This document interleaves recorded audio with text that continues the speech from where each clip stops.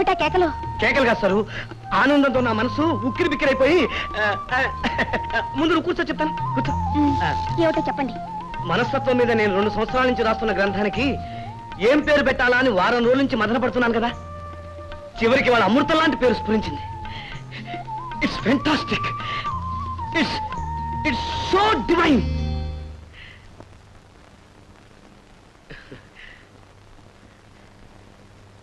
అదేమిటో అడగచ్చు కదా. అడగకపోయినా చెప్తారుగా, ఏమిటో చెప్పండి.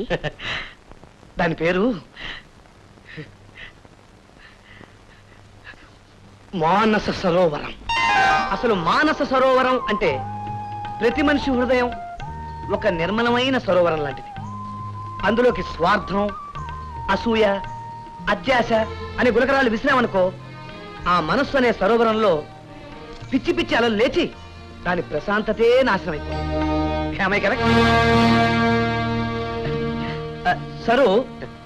సరు అలా కలత చెందిన సరోవరంలో మోసం, మాయ, మాత్సర్యం అనే పెద్ద బండరాలు వేశామనుకో, ఆ సరోవరంలో ఉన్న బురదంతా బయటకొచ్చి దాని అందాన్ని, ఆకారాన్ని నాశనం చేసి దాన్ని ఒక పెద్ద బురద గుంట కింద తయారు చేస్తుంది.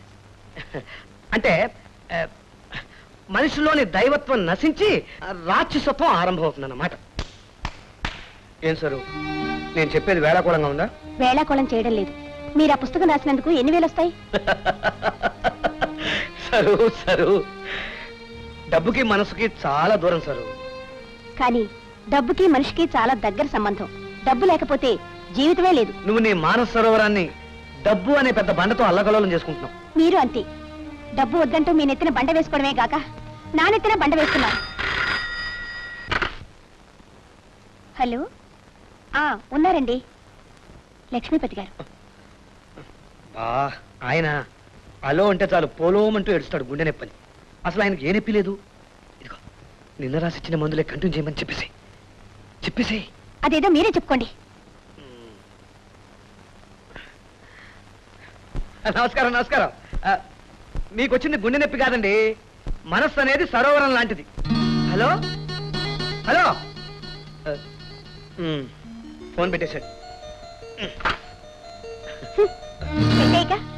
అతను నాలాగా మీ పెళ్ళం కాదు, మీ ప్రకృతి పాఠాలు వినటానికి.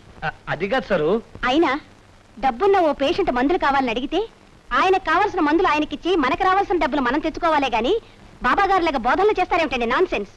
అదిగా సారు, ఆ లక్ష్మీపతి ఓ ఫూల్. లక్షలు సంపాదించిన లక్ష్మీపతి ఎందుకు అవుతాడండి ఫూల్? అలాంటి డబ్బున్న పేషెంట్ ని చేతులారా పోగొట్టుకుంటున్న చేతగాని డాక్టర్ గా మీరే ఫూల్. ముందు అది అర్థం చేసుకోండి, ఇంకేం చెప్పకండి. Good night.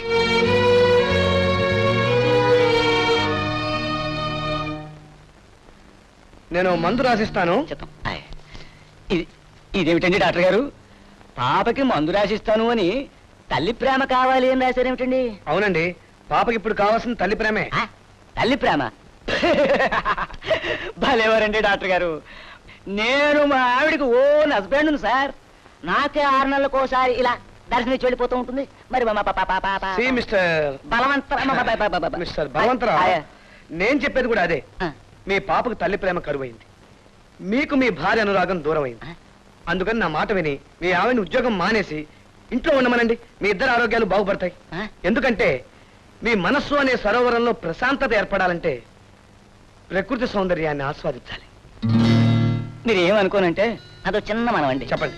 అమ్మాలే, డాక్టర్ గారికి నమస్కారం పెట్టు. ఇది నా నమస్కారం అండి. మీరు మరో డాక్టర్ చేసి చూపించుకోండి.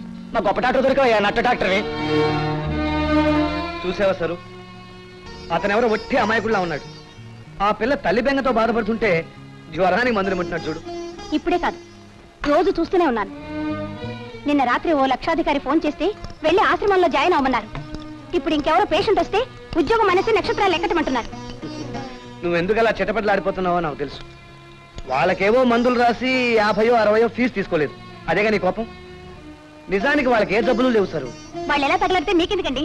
అదిగా సారు, లేని రోగాలు ఉన్నాయని చెప్పి పేషెంట్స్ భయపెట్టి డబ్బు సంపాదించడం నాకు ఇష్టం ఉండదు. డబ్బు సంపాదన లేని భర్తను భరించడం నాకు ఇష్టం ఉండదు.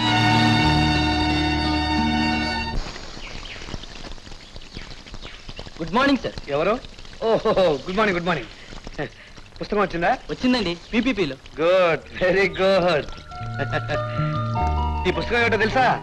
మనస్తత్వం మీద ఓ మహానుభావుడు రాసిన గ్రేట్ బుక్ అయ్యా. ఇది ఎంత గ్రేటో దీని రేటో చెప్తాను సార్. 270 రూపాయల 90 పైసలు. ఉండు, ఇప్పుడే వస్తాం.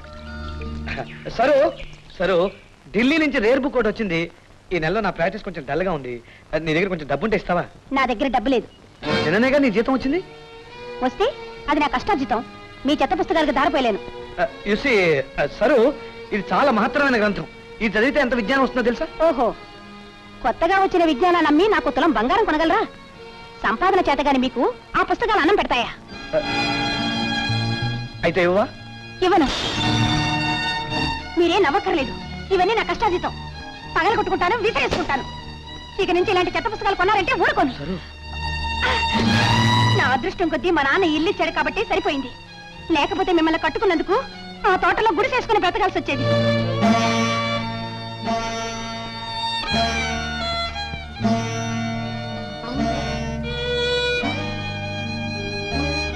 ఇక నుంచి ఇలాంటి చెత్త పుస్తకాలు కొన్నారంటే ఊరుకోను.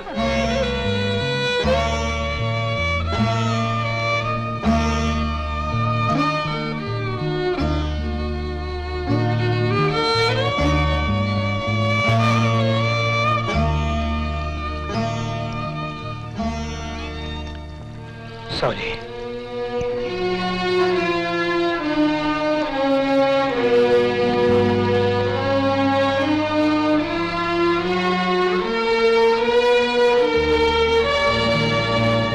కమాన్ డియర్, ఆయనకి పరిచయం చేస్తాను. Okay, let's go. ఈయనే.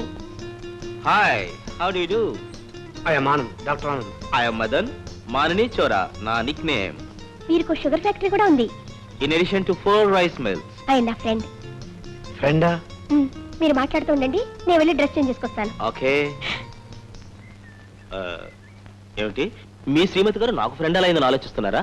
It is so simple. ఆ మాటకొస్తే మీరు నా ఫ్రెండ్ అవుతారు. ఎలా అవుతాను? ఇలా చేతులు కలిస్తే స్నేహం, పెదవులు కలిస్తే మోహం అన్నారు ప్రేమ పండితులు. ఇప్పుడు మనం షేక్ హ్యాండ్స్ పుచ్చుకున్నాం కాబట్టి మీతో మన ఫ్రెండ్స్మే. బాక్సింగ్ చేసేటప్పుడు కూడా ఫైటర్స్ ఇద్దరు షేక్ హ్యాండ్స్ ఇచ్చుకుని ఫైటింగ్ లోకి దిగుతారు. కానీ ఆ తర్వాత వాళ్ళిద్దరి మధ్య సాగేది స్నేహం కాదు, ఫైటింగ్. డాక్టర్ గారు జోకుల్ని కేకుల్లా కట్ చేస్తున్నారు. Wonderful wonderful. With your kind permission. Sure sure. Would you like to smoke? No thanks. Smoking is injurious to health. దయచేసి మీరు స్మోకింగ్ మానేయండి. హెల్త్ కోసం హ్యాబిట్ ను మానుకోవడమా? Never never. అలా కొట్టి పారేయకండి. సిగరెట్ తాగటం ఆరోగ్యానికి హానికరం అని మీరు కాల్చే సిగరెట్ ప్యాకెట్ మీద రాస్తున్నారు కదా. కానీ అలా రాసిన వాళ్లే మీ ఉత్సాహానికి ఆనందానికి మా కంపెనీ సిగరెట్లు తాగండి అని పెద్ద పెద్ద బోర్డులు పెట్టి ప్రచారం చేస్తున్నారు. మరి నన్ను ఇప్పుడు ఏది ఫాలో అవ్వమంటారు? లుక్ మిస్టర్ మదన్, దేవాలయాల మీద దేవుడి బొమ్మలు ఉంటాయి, బూతు బొమ్మలు ఉంటాయి. ఆ రెండిట్లో మీరు దేన్ని ఆరాధిస్తారు? Tell me. Look mister Madan, జీవితాన్ని మీరు చూసే పద్ధతి వేరు, నేను చూసే పద్ధతి వేరు. హ్యూమన్ సైకాలజీ స్టడీ చేసే వాళ్ళకి మీరు ఒక గొప్ప interesting subject. You know is it? Come on dear, I'm ready. నువ్వు ట్రై చేస్తావా? ఓకే. గుడ్.